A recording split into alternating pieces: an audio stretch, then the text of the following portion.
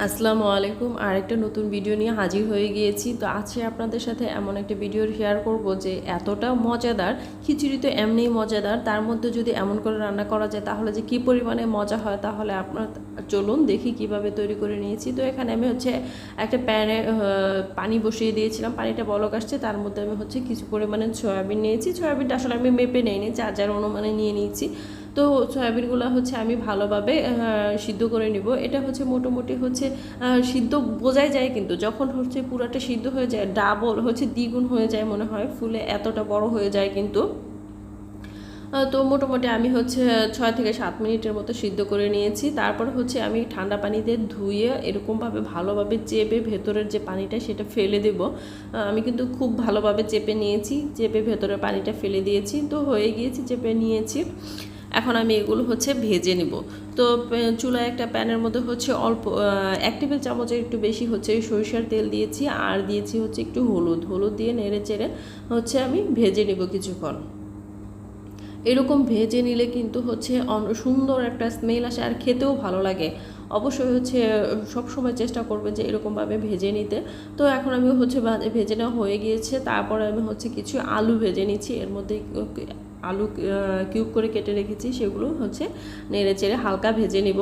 তো ভেজে হয়ে গিয়েছে। তারপরে আবার আরও কিছুটা সরিষার তেল দিয়েছি, তার মধ্যে গরম মশলা হিসেবে দিয়ে দিচ্ছি কালো এলাচ, সাদা এলাচ, দারুচিনি, তেজপাতা, লবঙ্গ, গোলমরিচ, আর দিয়ে দিচ্ছি এখন হাফ কাপের মতো পেঁয়াজ কুচি দেওয়ার পরে তার মধ্যে দিয়ে দিচ্ছি আদা বাটা 1 চা চামচ, রসুন বাটা 1 চা চামচ, আর আদা বাটা 1 চা চামচ।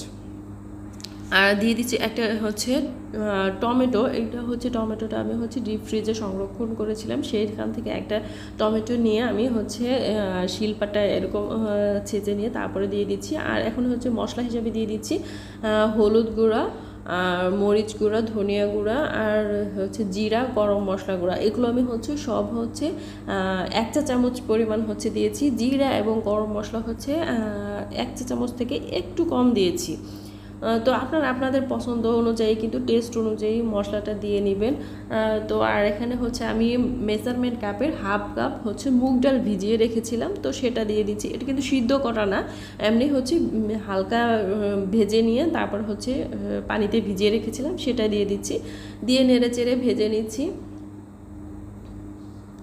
আর দিয়ে দিচ্ছি পরিমাণ মতো লবণ।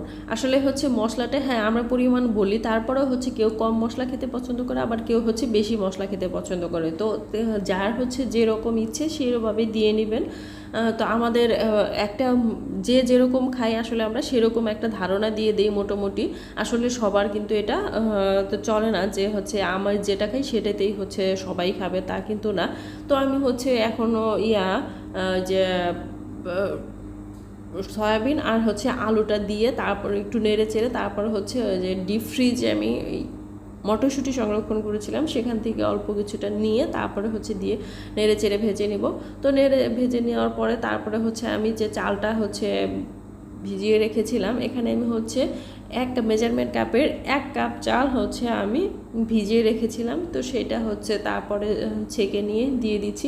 আর এই চালটা যতটা ভালোভাবে ভেজে নেবে খিচুড়িটা কিন্তু ততটাই পারফেক্ট হয়। শুধু খিচুড়ির ক্ষেত্রে না, খিচুড়ি বা পোলাও যে কোনো কিছু রান্নার ক্ষেত্রে কিন্তু চালটা ভালোভাবে যদি ভেজে নেওয়া হয় তাহলে কিন্তু পোলাও বা খিচুড়ি যেটাই রান্না করি না কেন ভালো সুন্দর ঝরঝরে একটা ভাব চলে আসে। তো ভেজে নেওয়া হয়ে গিয়েছে। এখন আমি পানি দিয়ে দিচ্ছি। যেহেতু আমি 1 কাপ চাল নিয়েছিলাম, তো সেই ক্ষেত্রে আমি এখানে 2.5 কাপের মতো পানি দিয়েছি সব মিলিয়ে। আর দিয়ে দিচ্ছি কাঁচামরিচ দিয়ে কিছুক্ষণ নেড়ে চেড়ে রান্না করে নিচ্ছি।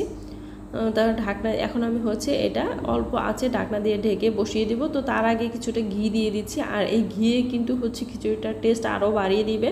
তো এখানে আমার আসলে খিচুড়ির যে কালার সেই কালারটা আসতেছে না, তো হয়ে গিয়েছে খিচুড়িটা। এখন আমি নামিয়ে নিব। তো দেখেই বুঝতে পারছেন যে কতটা ঝরঝরে হয়েছে, আর মাশাআল্লাহ খেতেও এতটা মজা হয়েছে যে আপনারা একবার অন্তত বাসায় তৈরি করে দেখেন যে কতটা মজাদার হয়।